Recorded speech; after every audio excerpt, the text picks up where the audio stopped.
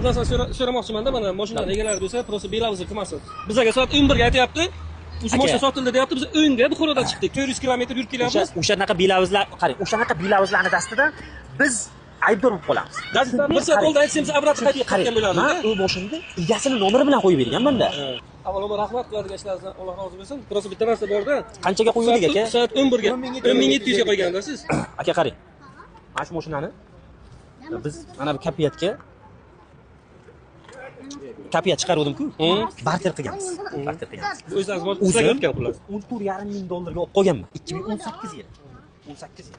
Ana agar to'g'ri kelsa, xohlasangiz qolganini variant, agar 10,700 dan boshqa plyus bo'lmasa, xohlasangiz qolganini variantga oling, xohlasangiz naqd pulga oling.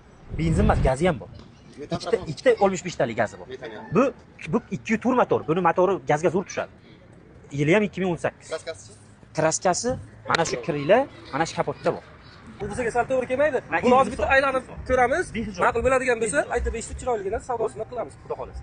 Endi niyatimiz narigi mashinada edi-da, endi ko'nglimiz u mashina agar meniki bo'lganda, menga kelib anoqsiz bo'lardi. Hozir men ham har xil odam bor-da. Bunga ham zaklat berishganda, mashinani kelishgan, ko'rishganda, mashinani olmay ketishgan. Nima anoq qilsa, baloni eski deyishgan, puli yo'q deyishgan. Bahonani qarang.